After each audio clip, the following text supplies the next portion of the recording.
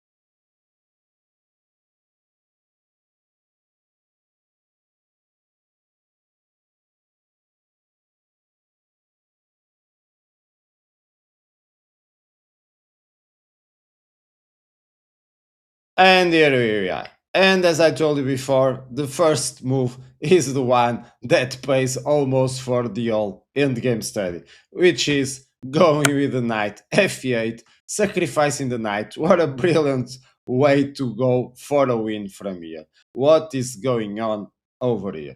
Well, before going to see why white gives away material, let's see what happens with the most natural moves. Of course, we are threatening a discover check, so uh, maybe the first idea is to bring out the knight, but if you bring the knight to c5, checking the king, then the king can come up, and of course from here we are just facing a draw, the pawns are threatening to now check, the rook is now going to be open, and so on. And the same goes if I go to the other side, okay, using the double check to not allow the pawn to take our knight. But of course, here the king just needs to decide, and one side is blocked, so goes to the other side. And again, we are facing a draw from here. No more chances for white to win it. And the other last one, and probably the one you have calculated more like me, is to go with the king f5. So this seems the most natural. But now it's black to play, and let's use the clock again. Let's go for a countdown of 1 minute. If you need more, pause and find the best continuation for black to go for a draw from here.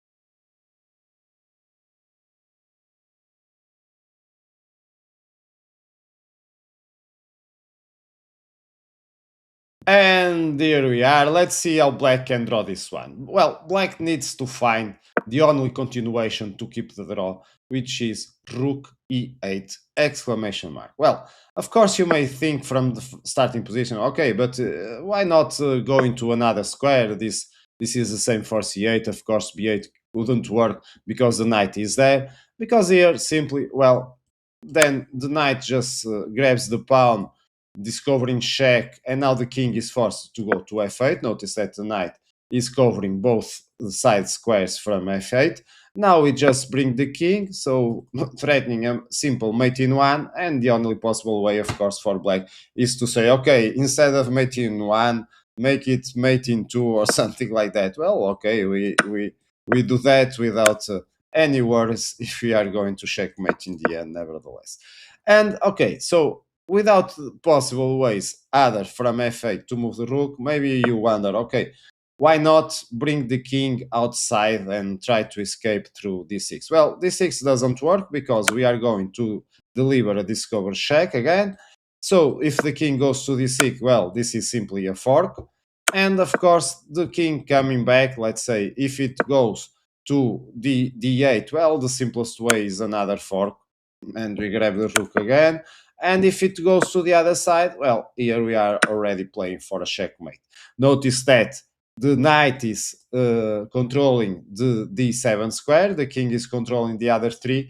There is no way for the king to escape the checkmate very soon. Let's say the king goes to the corner. Well, we just corner the king even more, and now the king can't move. And of course, maybe it tries, but can't avoid checkmate anymore. So the only possible way for black to keep going on for the draw is to go with the rook e8. And as before, let's go with the first idea, which is to bring the knight out so we deliver the discover check. Of course, now the king is forced to go to the 8th rank, but let's find out together. You have to count down another minute and pause for more, and I catch you up to finish the part where the black side can draw this one.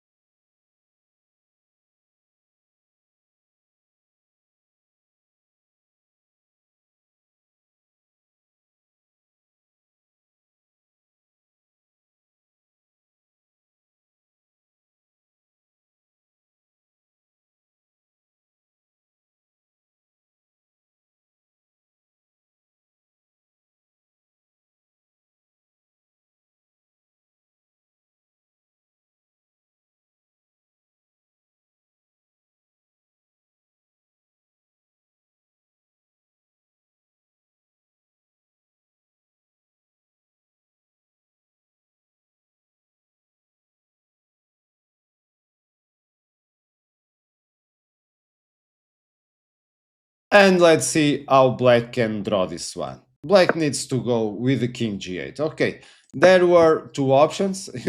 Sometimes it's a coin toss, but we need to find the right one because the other one, king f8, is going to lose. Why? How can we win this one? Well, we first check the king, so forcing the king to go to g8. Now we take the pawn, and there's no way to allow the mate to be avoided. Notice that we are threatening mate over here. Let's say the rook comes, we can sacrifice it, and after that it's going to be checkmate anyway. So, and if the king or advances the pawn, let's say we just bring the knight back. And we are going to deliver a checkmate. And as you can see, white is having a lot of fun over here. But okay, let's go with the right move, which is to go with the king g8. Of course, now we need to take the pawn. There is no other way to go and try to fight for a win. But of course, black can find this simple maneuver. And now from here, it's impossible to force it anymore. Black is keeping a pawn even. So there are no ways for white to win it from here. Let's say, for example, we can simply go to the other side. And so if the rook checks, we simply protect. And we are going to become able to check from behind. And there's no way for white to build a setup to checkmate us anymore. So this doesn't work if black finds the correct continuation, rook e8. But this was not the surprise move of the starting position. And let's go for the main knight. So we sacrifice the knight. Of course, over here there is only one way to deal with it is accept. The king is not able to escape even if it wants. And so the other option probably is going to e8. But from e8, we just go with the knight attacking the rook. Now the rook needs to move. Let's say it goes to g8. Now we go with the king. Notice that we are threatening now to take the pawn. There's not much black can escape. The rook is lost. Let's say it advanced the pawn, we just grab the pawn, and now, of course, we check the king moves away, and we grab the rook. So, not accepting the sacrifice is a bit dumb. So we need to accept it and go on from here. Of course, now black plays the move that we analyzed before, rook, king f5, of course. Now it's black to play. There are not many moves because we are going to simply go for checkmate or grabbing the rook. So let's say it advances the pawn, and from here we need to find the final way for white to win this one.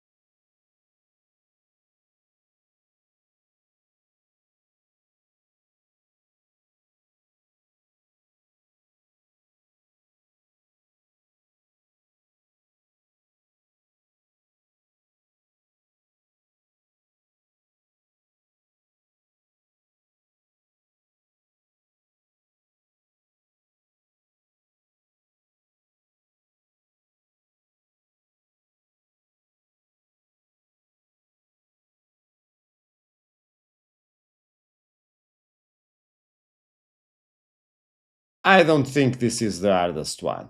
We need to go with the king g6. It's the correct way, it's the correct technique to win this one. Notice that we are threatening again to win the king.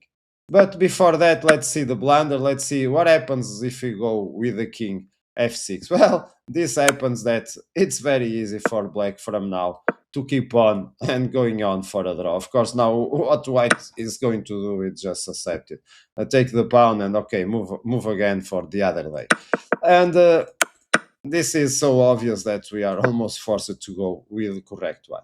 Of course, here the rook can check our king, but notice that now it's impossible to avoid. What is going to happen? We just check, the king moves away, we grab the rook, and we finish this endgame study. Again, I hope you have enjoyed. The first move, I think, was paying for all the endgame study, and I catch you up with future videos. Bye bye and keep checking.